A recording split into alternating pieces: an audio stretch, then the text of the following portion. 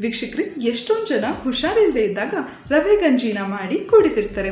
ಹೆಚ್ಚಾಗಿ ಹಲ್ಲು ನೋವಿದ್ದವರು ಇಲ್ಲ ಹಲ್ಲು ಆಪ್ರೇಷನ್ ಮಾಡಿಸ್ಕೊಂಡ್ಬಂದವರು ರವೆ ಗಂಜಿನ ಪ್ರಿಫರ್ ಮಾಡ್ತಿರ್ತಾರೆ.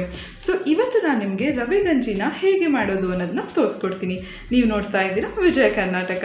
ಬನ್ನಿ ವೀಕ್ಷಕರೇ, ಈ ಆರೋಗ್ಯಕರ ರವೆ ಗಂಜಿನ ಹೇಗೆ ಮಾಡೋದು ಅಂತ ನೋಡೋಣ. ವೀಕ್ಷಕರೇ, ಆರೋಗ್ಯಕರ ರವೆ ಗಂಜಿ ಮಾಡೋದು ಹೇಗೆ ಅಂತ ನೋಡೋಣ. ಮೊದಲು ನಾನು ಒಂದು 3.5 ಸ್ಪೂನಷ್ಟು ರವೆನ ತಗೊಳ್ತಾ ಇದ್ದೀನಿ.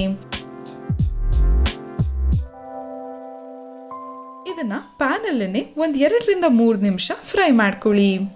ರವೆ ಒಂದು ಸ್ವಲ್ಪ ಕಂದು ಬಣ್ಣ ಬರಬೇಕು, ಅಲ್ಲಿವರೆಗೂ ಫ್ರೈ ಮಾಡ್ಕೊಳ್ಳಿ. ಆಮೇಲೆ 1 ಲೋಟದಷ್ಟು ನೀರನ್ನ ಹಾಕೊಬೇಕು. ಆಮೇಲೆ ಒಂದು 2 ನಿಮಿಷ ಬಿಸಿ ಮಾಡ್ಕೊಳ್ಳಿ. ಒಂಚೂರು ಗಂಟು ಬಾರದೇ ಇರೋ ಹಾಗೆ ಮಿಕ್ಸ್ ಮಾಡ್ಕೊಳ್ತಾ ಇರಬೇಕು. ಚೆನ್ನಾಗಿ ಮಿಕ್ಸ್ ಆದಮೇಲೆ ಬಿಸಿ ಆದಮೇಲೆ ಈ ರೀತಿ ಗಟ್ಟಿ ಆಗುತ್ತೆ. ಇದಕ್ಕೆ 2 ಲೋಟದಷ್ಟು ಹಾಲನ್ನು ಹಾಕೊಳ್ಳೋಣ.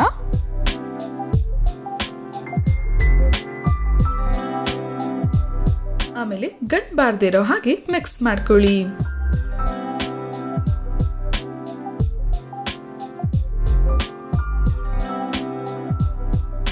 ಇವಾಗ ಈ ರವೆ ಗಂಜಿಗೆ ನೀವು ಬೆಲ್ಲದ ಪುಡಿನ ಹಾಕೊಬಹುದು. ನಿಮಗೆ ಎಷ್ಟು ಸಿಹಿ ಬೇಕು ಅಷ್ಟು ಬೆಲ್ಲನ ಹಾಕೊಳ್ಳಿ. ನೀವು ಬೇಕಿದ್ರೆ ಸಕ್ಕರೆನೂ ಬಳಸ್ಬೋದು, ಇಲ್ಲಾಂದ್ರೆ ಬ್ರೌನ್ ಸಕ್ಕರೆ ಆದ್ರೂ ಬಳಸ್ಬೋದು. ಚೆನ್ನಾಗಿ ಬಿಸಿ ಆಗ್ತಿದ್ದಂಗೆ ಕೈ ತುಂಬ ಬರುವಷ್ಟು ಬಾದಾಮಿನ ತಗೊಂಡಿದ್ದೀನಿ. ಇದನ್ನ ಮಿಕ್ಸಿಗೆ ಹಾಕಿ ಪುಡಿ ಮಾಡ್ಕೊಬೇಕು. ನೋಡಿ, ಈ ಪುಡಿ ಆಗಿರೋದನ್ನ ನಾವು ರವೆ ಗಂಜಿ ಒಳಗೆ ಹಾಕೊಳ್ಳೋಣ. ಆಮೇಲೆ ಚೆನ್ನಾಗಿ ಮಿಕ್ಸ್ ಮಾಡ್ಕೊಬೇಕು.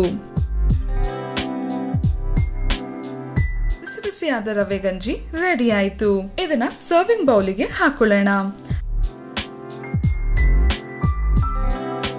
ಆಮೇಲೆ ಡ್ರೈ ಫ್ರೂಟ್ಸ್ನೆಲ್ಲ ಇದಕ್ಕೆ ಹಾಕೊಬಹುದು. ನೋಡಿದ್ರಲ್ಲ ವೀಕ್ಷಕರೇ, ಎಷ್ಟು ಸುಲಭವಾಗಿ ರವೆ ಗಂಜಿನ ನಾವು ಮನೇಲೆ ಮಾಡ್ಕೊಂಡ್ವಿ. ಈ ರವೆ ಗಂಜಿ ನಮ್ಮ ದೇಹಕ್ಕೆ ಎನರ್ಜಿನ ಕೊಡುತ್ತೆ. ಅದಷ್ಟೇ ಅಲ್ಲದೆ ಕಬ್ಬಿಣಾಂಶನ ಹೆಚ್ಚುತ್ತೆ. ಅದು ಅಷ್ಟೇ ಅಲ್ಲದೆ ನರಮಂಡಲ ಚಟುವಟಿಕೆಗಳನ್ನು ಸುಲಭವಾಗಿ ಆಗಲು ಸಹಾಯ ಮಾಡುತ್ತೆ. ಹೃದಯದ ಆರೋಗ್ಯನೂ ಕಾಪಾಡುತ್ತೆ. ನೀವು ಕೂಡ ಟ್ರೈ ಮಾಡಿ ನೋಡಿ. ಹುಷಾರಿಲ್ಲದೆ ಇದ್ದಾಗ ಇದನ್ನ ಮಾಡಿಕೊಡಿದ್ರೆ ತುಂಬಾನೇ ಎನರ್ಜಿ ಸಿಗುತ್ತೆ. ಬರೀ ಹುಷಾರಿಲ್ಲದೆ ಇದ್ದಾಗ ಅಷ್ಟೇ ಅಲ್ಲ, ಹಾಗೇನು ಮಾಡಿ ಕೂಡ ನೀವು ಕುಡಿಬಹುದು. ಮುಂದಿನ ಸಂಚಿಕೆಯಲ್ಲಿ ಇನ್ನೊಂದು ಟಿಪ್ಸ್ ಬಗ್ಗೆ ತಿಳಿಸ್ಕೊಡ್ತೀನಿ. ನೋಡಿದ್ರಲ್ಲ ವೀಕ್ಷಕರೇ, ಎಷ್ಟು ಸುಲಭವಾಗಿ ರವೆ ಗಂಜಿನ ಮಾಡ್ಕೊಬೋದು ಅಂತ. ನೀವು ಕೂಡ ಟ್ರೈ ಮಾಡಿ ನೋಡಿ. ಬರೀ ಹುಷಾರಿಲ್ಲದೆ ಇದ್ದಾಗ ಅಷ್ಟೇ ಅಲ್ಲ, ನೀವು ಹಾಗೆ ಕೂಡ ಮಾಡಿ ಕುಡಿಬೋದು. ಇದು ನಿಮ್ಮ ತೂಕ ಕಮ್ಮಿ ಮಾಡಲು ಸಹಾಯ ಮಾಡುತ್ತೆ ಮತ್ತು ಆರೋಗ್ಯವಾಗೂ ಇರಿಸುತ್ತೆ. ಮುಂದಿನ ಸಂಚಿಕೆಯಲ್ಲಿ ಇನ್ನೊಂದು ಟಿಪ್ಸ್ ಬಗ್ಗೆ ತಿಳಿಸ್ಕೊಡ್ತೀನಿ. ಈ ವಿಡಿಯೋ ಇಷ್ಟ ಆದಲ್ಲಿ ಲೈಕ್ ಮಾಡಿ, ಕಮೆಂಟ್ ಮಾಡಿ, ಶೇರ್ ಮಾಡಿ.